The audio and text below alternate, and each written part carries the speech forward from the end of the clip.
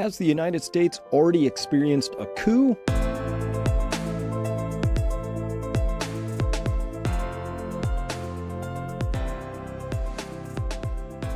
Hello, everyone. I'm Dr. Chris Martenson. I think they have.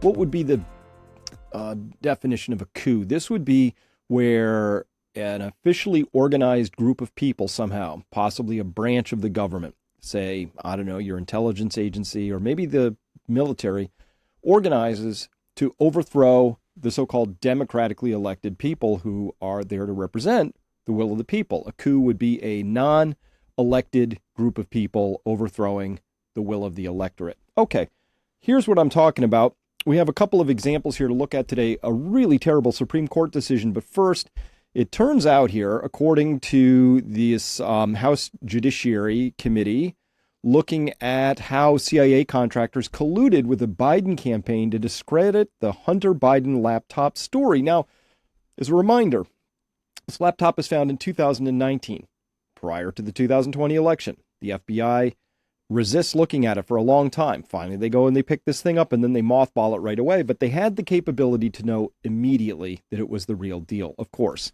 There are a lot of ways to establish that. Now, they chose not to. They chose to sit on it. And then this is what they just found here at the latest report at the Judiciary House Government here. Again, you can find that here at Judiciary GOP. And here's their report. And they found, here's 3 bullet points we're going to cover real quick. And then we're going to go on to the horrifyingly bad Supreme Court, or as I call them, the subprime court ruling. High-ranking CIA officials they see here, up to and including then CIA Director Gina Haspel. That's right. She was then director of the intelligence services that I think she's director of national intelligence, that she served on the Event 201 committee. Gina gets around. Interesting lady, right? Then CIA Director Gina Haspel, who made aware of the Hunter Biden statement. That's the statement that these 51 former intelligence officials, they need double air quotes around their name from here on forward. They should be forever excluded from polite society and any sort of media coverage because obviously they don't know they don't know reality from a hole in the ground, obviously.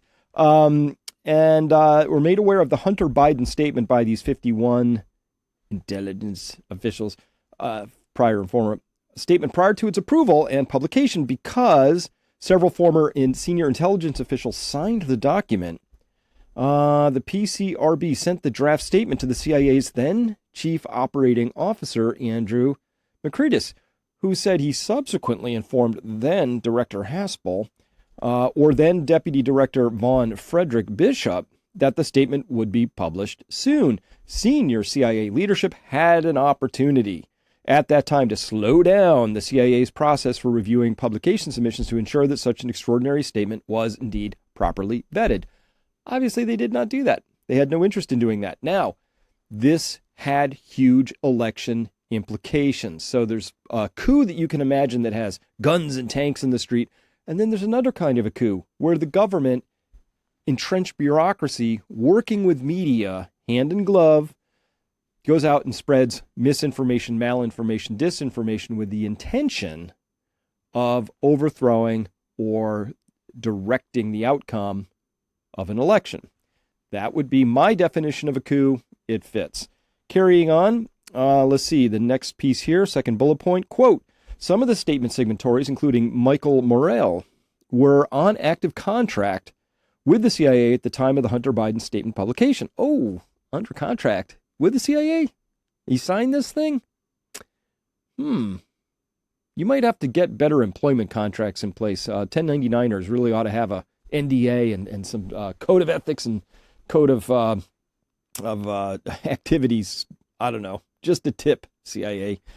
Throughout the course of the committee's investigation, they say here the signatories claim to not have had access to any classified information when asserting that the allegations surrounding the Hunter Biden laptop had all the hallmarks of Russian disinformation. However, at the time of the statement's publication, at least 2 signatories, Morrell and former CIA Inspector General David Buckley, were on the CIA's payroll as contractors due to purported operational concerns. The CIA declined to declassify the entire universe of signatories who were on active contract, like, well, national security or deeply embarrassing. You know, they're the same thing most of the time.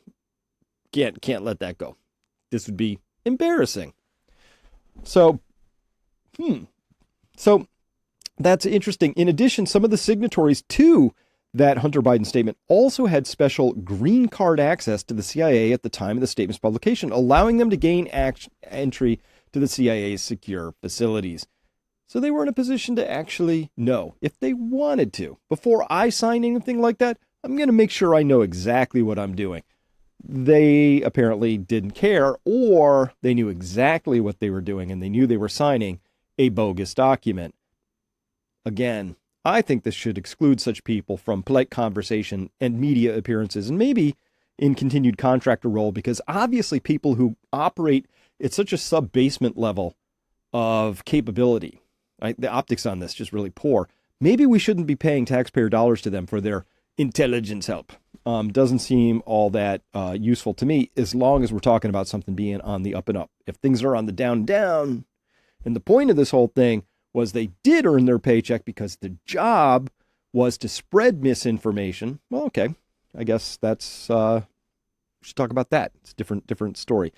After publication of the Hunter Biden statement, CIA employees internally expressed concern about the statement's politicized content, acknowledging it was not helpful to the agency in the long run, end quote. You think? I mean, come on. The absolute destruction of trust that people like myself have in those three-letter agencies because of all of their shenanigans through all of this, the politicization. Listen, intelligence and law enforcement, they have to be pristine and pure. They have to be in the long-term best interest of the country. Period. Full stop. I understand you get some knuckleheads in charge and you get a few bad apples floating up through the power structure, and yeah, they do a couple of bad things, but it's up to organizations such as the CIA and the FBI to self-police. They can't just say, oh no, everything's secret and we can't allow you to look at any of our documents and you're not allowed to weigh in on any of this. We'll take care of it. We've investigated ourselves and discovered no wrongdoing. You got to self-police if you're going to block other people from doing it for you. It's just how it works. Or you're going to face a massive erosion of trust, which has happened, of course. Carrying on, quote, at least one employee found it interesting to see what was submitted and approved when discussing media talking points that the statement's co-author, former Senate Intelligence Service officer, air quotes all around every one of those words, Mark Polymeropoulos. I think I got it. Submitted related to the statement. When discussing Polymeropoulos' talking points, another CIA official stated, it appears he is actively involved in a pro-Biden campaign and may be disclosing classified information in his, and it goes on from there. Okay, this is really bad. This is really bad. That whole Russian disinformation campaign, all the hallmarks, it's all complete lies. And these were lies that were done by unelected official agencies, right? Deep state, whatever you want to call them, official agencies in the power structure of the United States were actively subverting and misdirecting information in order to advance one political aim over another. It's called a coup.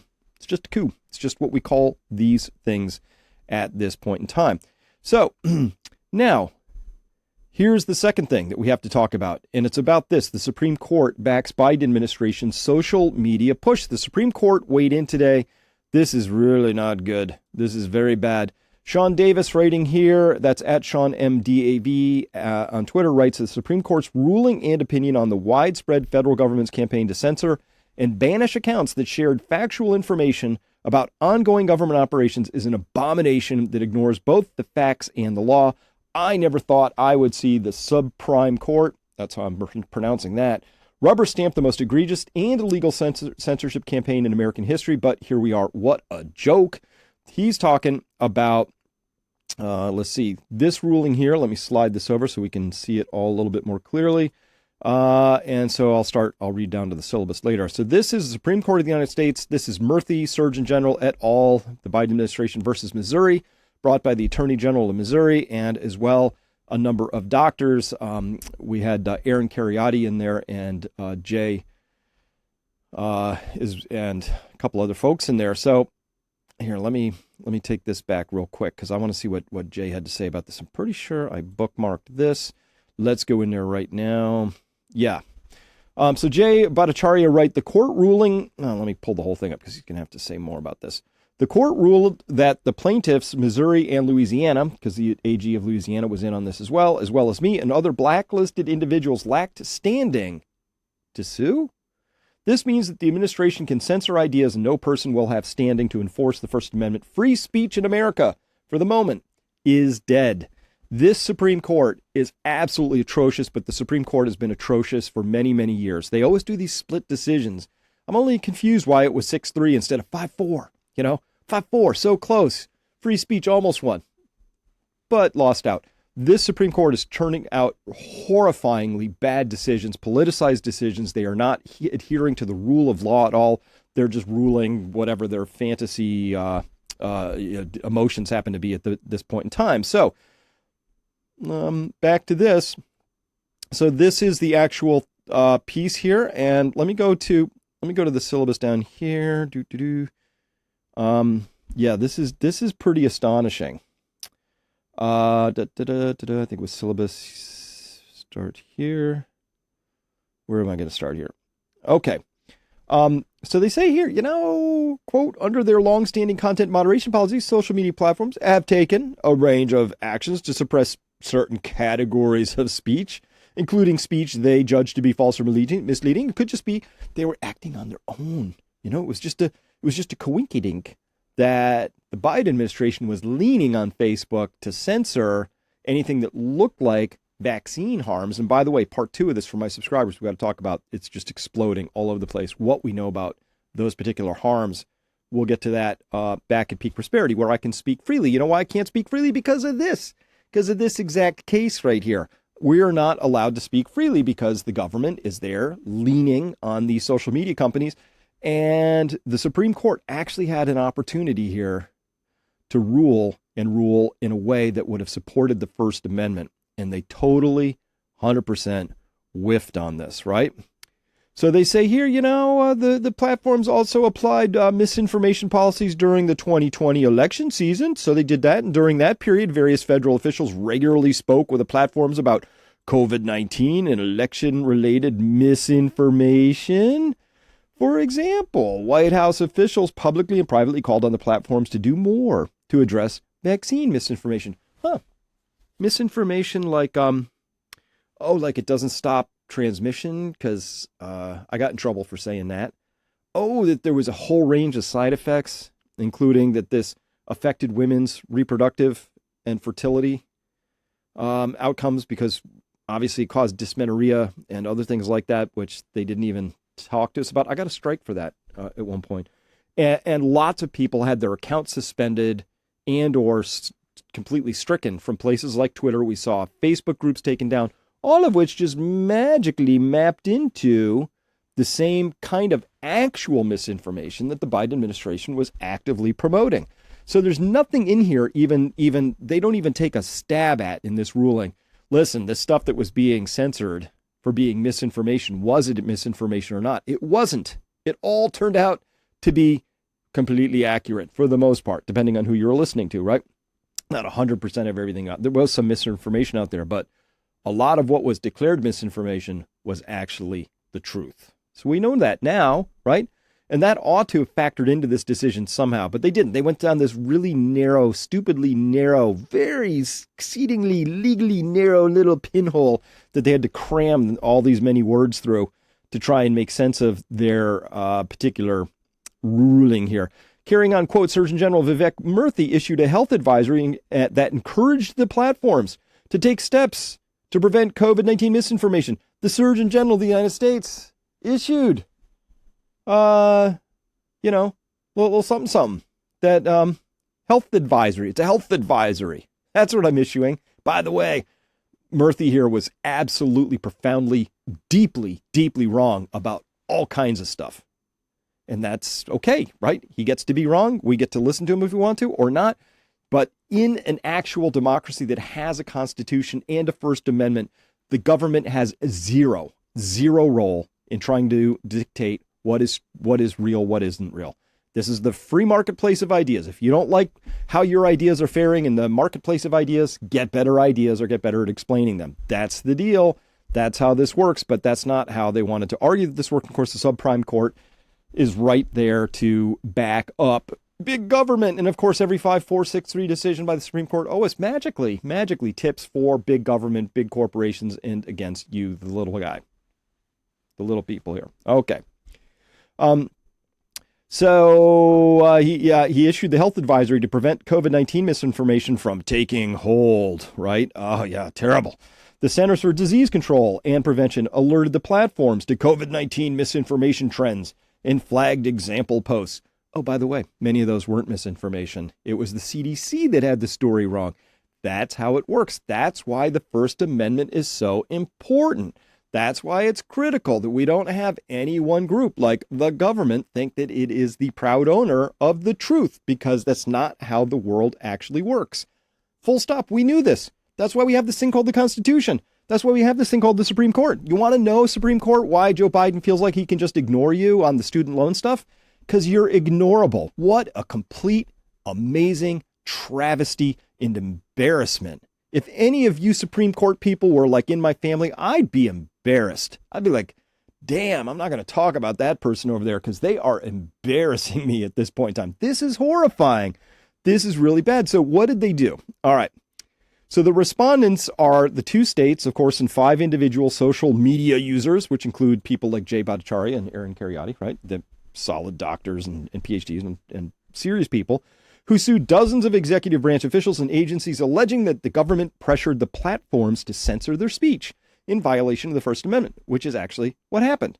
Following extensive discovery, the district court issued a preliminary injunction. So that was part 1. And then the Fifth Circuit Court of Appeals, because it got appealed, affirmed in part, reversed in part, but mostly affirmed it and said that was the most egregious example of overstep and First Amendment abuse in our country's history.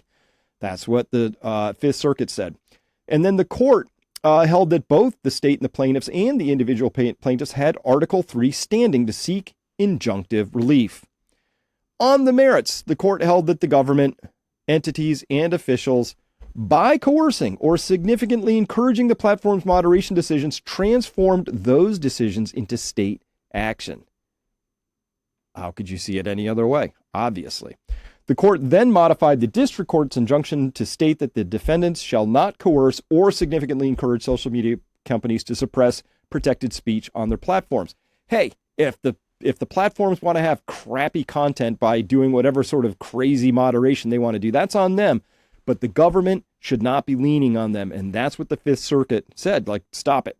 Injunction, government, you may not lean on these social media companies or wink at them or threaten them or coerce them or promise them fat lucrative contracts if they would just, do the right things. Okay. So, unfortunately, the Supreme Court ruled that nobody had standing. This is the old thing. This is how they threw out all the challenges to the 2020 election. They say, oh, you didn't have standing. It's this thing. You don't have standing, right? This is the weakest, stupidest thing a court can do. Instead of actually ruling on the merits of the case, is to say, you don't have standing, meaning you don't have a right to bring a suit, right? So if your child is hit by a school bus, I don't have standing to sue the school bus company, right? Because I'm not directly involved. But these people were all directly involved, and they could show that it happened and that there were actual harms that result from that. Obviously, it's very easy to do. But anyway, not how they ruled this. So this is, let's see. This is really crazy. So the court, they mean themselves, the court, all caps, first considers whether the plaintiffs have demonstrated traceability for their past injuries. Traceability. Because the plaintiffs are only seeking forward-looking relief, like, don't do that again. Just stop that. The past injuries are relevant only for their predictive value. Like, that's what courts do, Your Honor. The fact that my client has committed 38 felonies, that's all in the past. We're trying to get forward-looking relief here. So that's all irrelevant. The fact that it already happened a bunch, not sure what your point is. It's just crazy, right? The primary weakness in the record of past restrictions is the lack of specific causation findings. specific causation findings with respect to any discrete instance of content moderation. And while the record reflects that the government defenders played a role in at least some of the platform's moderation choices, the evidence indicates the platforms had independent incentives to moderate content and often exercise their own judgment. Look, just because the government, it wasn't 100%. So I guess we're clear. What they're saying here to decode this gobbledygook is they're saying you couldn't show that the government said this one thing that led to this one post being censored, and therefore you had this one very specific harm that came out of that. What they're saying here is that, as long as the government vaguely waves at, say, Facebook and gives it the old winkaroo and says, sure would be a shame if something happened to all that revenue of yours, that's not in any, that somehow doesn't violate the spirit, if not the letter of the law when it comes to the First Amendment. Of course it does. Of course it does. This is one of the stupidest rulings I have ever seen. Very, very, very super narrow, so they could thread that needle and allow big government to get bigger and do what it wants to do. This is the path we're on. But of course, this is a necessary condition for having a coup. If you want to have a coup, you need rulings like this. So it's that lockstep, deep state, big gov, subprime court, executive branch, all of that, all sort of woven together. And this is very bad, very bad. Carrying on, one last piece, then we'll close out here. Complicating the plaintiff's effort to demonstrate that each platform acted due to government coercion rather than its own judgment is the fact that the platforms began to suppress the plaintiff's COVID-19 content before the defendants' challenged communications started. So look, they were already doing this stuff. They were already doing the, you can't show that there was phone calls or WhatsApp messages that disappeared, or, just because, you try and do these discovery things with FOIA, and the government's gotten really, really good at evading FOIA, right? As we found out, right? We found out that that in the NIH, right, the right-hand man, David Morenz, the right-hand man to Fauci, took lessons from his FOIA lady on how to avoid FOIA. So the government's busy making things secret and privileged communications, and there's all the FOIA redactions, B4, B5, B6, just gray boxes and black boxes everywhere and all of that. This is terrible. I'm a huge free speech advocate. That's what I believe in, and there really isn't any other way to look at this. If your ideas suck so bad that you have to censor somebody else, then it's your ideas are the problem, not them, right? And in the free marketplace of ideas, some people come up with some bad ideas. They say some terrible things. And you know what? All the good people just go, that's stupid, and they walk on and nothing happens. They like to pretend as if misinformation, malinformation, disinformation lead to bad things, and they talk about it as if it's axiomatically been proven so true, we might as well be talking about what happens when you slip on ice. You fall, right? Misinformation leads to bad things, right? That's what they say. But you want to stump them? Somebody who says, oh, we have to contain misinformation because so much harm results. You say, oh yeah, like what? Chirping crickets, right? They have nothing. There's no examples. They have nothing to fall back on. They don't have any. It's this sort of abstract idea that bad things will happen. But if you press them, this is where you find out the intellectual conceit of these people who want to argue that misinformation is a bad thing, because they won't tell you. This would be conclusive for me if they said, you know what, Chris, I heard some information that was misinformation, and because of that, I actually harmed myself. So I need protection. I'm too stupid to judge for myself good from bad information, so I need that protection. They never say that. They always, it's this noblesse oblige. I'm worried about the other people, the toothless people with the red MAGA hats or whatever. They're worried about how other people might do something bad when they get exposed to bad information. Not them. Not me. I'm worried about the other people. That is the level of intellectual dishonesty and conceit that exists in that argument. But mostly they can't point to anything anyway. All right. So with that, I have to turn now, and we got to talk about some of these massive injuries that are now being coming out. If you know what I'm talking about, I hope you do. At any rate, I'm going to talk about that back at Peak Prosperity with my subscribers. For everybody who isn't yet a subscriber, I do this pretty much every day of the week. I am assembling information, helping you understand what's going on in the world. I take the time to think it through, source it, find it, present it back. But information that just sits there is no good. I want to give you information that you can take action on because it's time for us all to become much more resilient. And we are the number one online community at Peak Prosperity. Why? Because we have so many smart people there and we have civil, wide-ranging conversations about pretty much anything. And every so often somebody tries to wander over our paywall and tell me that I'm out of my lane and I can't talk about something or somebody else needs to be quiet. And they get booted because we talk about everything. As long as it's civil, everything's on the table. And I know you want to have access to that. So come by Peak Prosperity any old time. We would love to have you there. And because we're going to need each other in these years to come with this kind of insanity unfolding. Thanks for listening. We'll see you next time. Bye-bye.